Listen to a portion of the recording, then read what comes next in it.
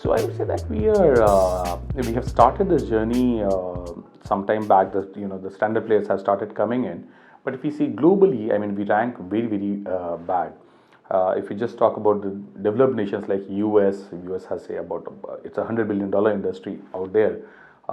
Japan again a $25 billion industry. If you take a case of China, it is again a different case where they do not have only limited the elderly and this home healthcare as home healthcare separate, but they have got this retirement homes which are massive in nature because they had a very different problem.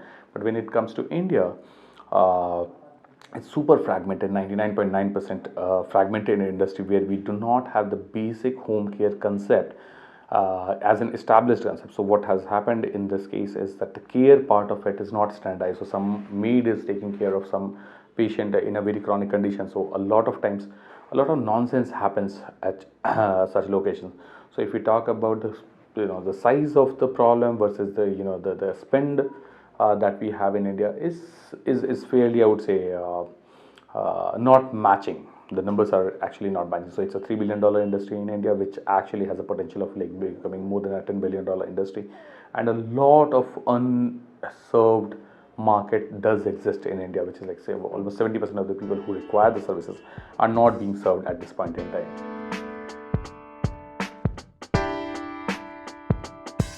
So if you talk about the issues, I would say the skilled labor is the first large issue because when we talk about India, I mean, it applies to even other industries. But this as a concept, home healthcare as a concept, and this becoming a career profession for people that become a caregiver, and then if there is a good earning potential, there is a career growth. That whole concept has not kind of evolved in India. So there I would say that the skilled labor is the largest problem in India. Second largest problem is that the on the patient side, what happens is that when you move say a patient to a home, and when they start getting this care, the factor of trust that needs to be there between the caregiver and the patient and the consumer, because we have a tri-party here, like there is a peer who's typically say a children or a spouse, the patient and the caregiver. This trust is not getting built very nicely, and that I would say is a very unique problem in India. I would say lack of professionalism largely is the reason there. But yes, I would say this problem is second problem. Third problem that I would say is that the institutions, service providers, and consumer are not connected. So by institutions, I would say the hospitals, doctors, they knowing that okay, these standard players like us who have actually come in the last 5 7 years only, and then the consumer. So if you talk about US, as soon as you get out of a hospital, there is the step down care, then there is a ICU care, there is a home care, and all are structured and initiated from the same location, which is a doctor or hospital. In India, when it comes, it becomes a very independent consumer search.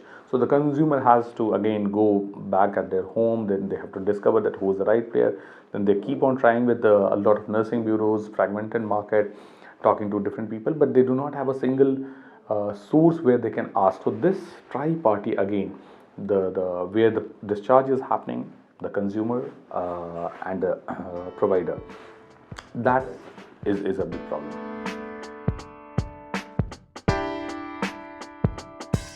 I would say has been a fantastic journey. We started like 3 years back with a small, simple idea that how do we actually help the elderly at home. And from then, I would say that it has been a great journey. Today, we serve about more than 1,000 people every single day in Bombay and Delhi. So when we started, it was a simple supportive care that we were doing. From then we started on the skilled nursing side, that okay, the nursing support was there, and there is a therapy support that we started, post surgery cases we started handling. We have started doing a critical care management now, so where people are critically who require basically a critical care, which is say from not only therapies but who would need a continuous monitoring of the vitals, continuous monitoring of whether the health can is kind of getting better or not. We have started cancer care, which is in itself a big deal. On the cancer care, we mostly do a palliative and terminal care. That is pretty much like did not exist in India. I mean, broadly, if you talk about, then we have started ICU care now. So I would say that from a journey perspective, we have added these services for the, I mean, a bouquet of services to the consumer, and there have been just, I mean, like, the consumers have responded pretty well, I would say, in that condition.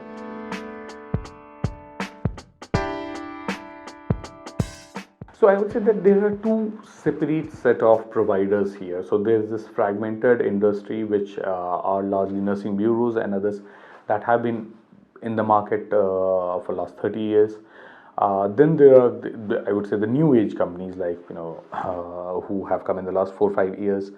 I mean, against a fragmented player, I would say that the whole standard part of it, like, how a care can be standardized, which did not exist, and there we all differentiate from the fragmented market. So these new age home healthcare providers versus the old providers.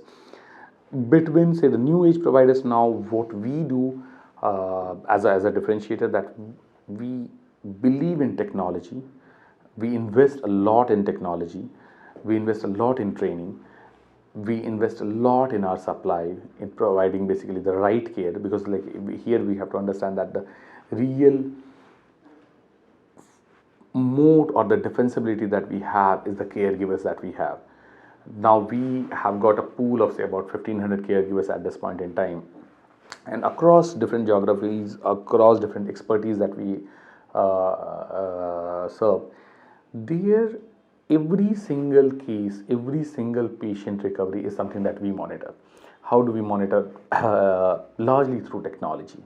So whether someone has actually reached on time or not, whether the session has happened or not, whether the session has happened good or not, the feedback from the consumer, the feedback from the patient, the feedback from the caregiver, all that is something that I would say that we do it across geographies, across both the cities, as well as for every single patient, and that is something that no one else, I would say, is at this point able to do as efficiently as we are able to do.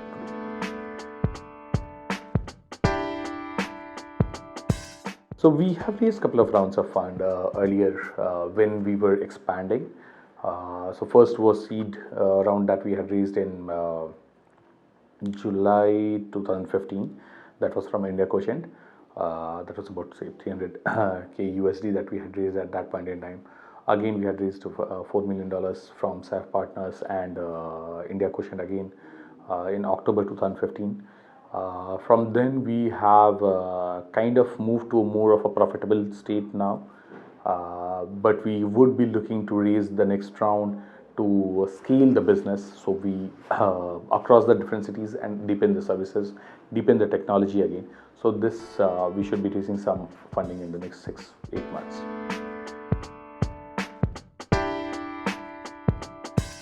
So we intend to increase the presence in different cities. Today we have services in Bombay and Delhi. We would be expanding to other cities very soon in the next 12 to 18 months. So largely covering the metros and then the second tier towns.